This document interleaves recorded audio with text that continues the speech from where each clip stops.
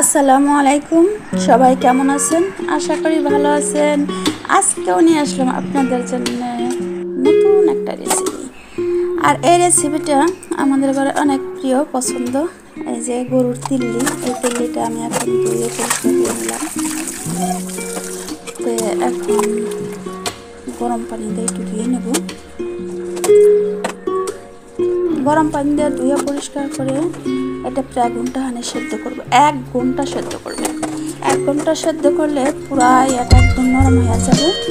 উপরের চামড়া যে একটা থাকে, এক পাল্লা চামড়া উঠে যাবে, আর এক পাল্লা যে থাকবে ওই পাল্লাটা একদম নরম হয়ে যাবে, যেমন টিভি দিলেই যাতে ছিঁড়া যায়। দেখুন কীভাবে উঠে গেল। 1 ঘন্টা পর আমি ধুয়ে পরিষ্কার করে নিয়ে চামড়াটা উঠে ফেলাই দিতেছি। আর আমি এভাবে পরিষ্কার করে নিয়েছি। নেওয়ার পরে আমি এই জিনিসটা নিয়ে কেটে নেব, টুকরা টুকরা করে নেব, ছোটো ছোটো করে টুকরা করে নেব। এইভাবে দেখুন কীভাবে খুব সুন্দর করে উঠতে যায়। এইভাবে সবগুলো টুকরা করে নেব। আমি তো মনে করেন আমাদের ঘরে অনেক পছন্দ, কার কীরকম পছন্দ জানি না, তবে আমরা অনেক পছন্দ করি এই জিনিসটা, ভাজা করি আর কি। আমার রেসিপিটা যদি ভালো লেগে থাকে লাইক কমেন্ট শেয়ার করবেন, সাবস্ক্রাইব করে দেবেন। আপনাদের এক একটা লাইক কমেন্ট সাবস্ক্রাইবে আমার ভিডিও করতে আর কি উৎসাহ বাড়ে, আনন্দ বাড়ে আর কি, আনন্দ দেয়। এখন পিস পিস করা হয়ে গেছে। দেখুন আমি এরকম করে টুকরা করে দিচ্ছি এই সাইজের। মানে আপনারা চাইলে একটু মোটাও করতে পারেন, আবার পাতলাও করতে পারেন। এখানে আমি পরিমাণ মতন 1 চামচ, 1 চামচ হলুদ দিয়ে দিলাম, 2 চামচ মরিচ দিয়ে দিলাম।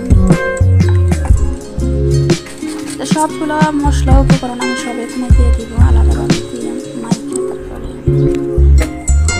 এখানে আদা চা চামচ না অল্প 4 ভাগের 1 ভাগ টেস্টিং সল্ট দিয়ে দিলাম। আর এখানে পরিমাণ মতন লবণ, আর এখানে মশলা বাটা মশলা আর কি, গরম মশলা, জিরা, তেজপাতা, দারচিনি, এলাচ সব কিছু এখানে বাটা আছে। আর সাথে সব কিছু দিয়ে আমি এভাবে মেখে নেব। এমনভাবে মাখবো তোমরা খালি না থাকে, সবখানে যেন মশলাটা লাগে। এইভাবে মেখে 1/2 ঘন্টা রেখে দেবেন। 1/2 ঘন্টা পর আমি ভাজতে চলে গেলাম।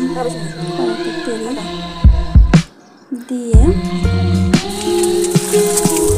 উল্টা চুলা গ্যাস নিয়ে এই জন্য দিলাম। এই যে চুলায় এখন আমি নিলাম সবগুলো।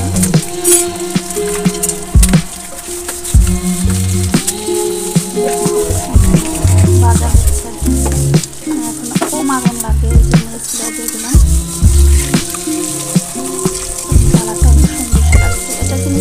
কালো বেশি ভেজে ফেলাইলে আবার কালো হয়ে গেলে ভালো লাগবে না, পিঠে লাগবে, কালো লাগবে, দেখতে খারাপ লাগবে না, লাগবে আর কি। এই জন্যে আমরা এইভাবে ভেজে নিই। আর এখন যখন কালারটা কত ভালো লাগতেছে, অনেক সুন্দর একটা কালার আসবে।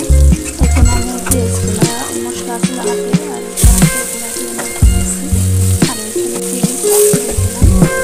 এটার পরিমাণ, পেঁয়াজের পরিমাণটা একটু বেশি লাগে, কারণ ভাজা ভাজা হয়ে যায় তো।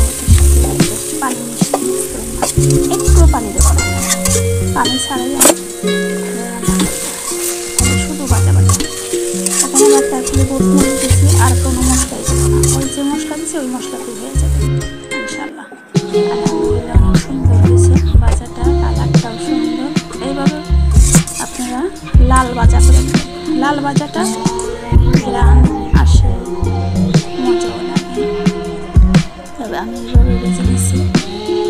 এখন পরিবেশন করে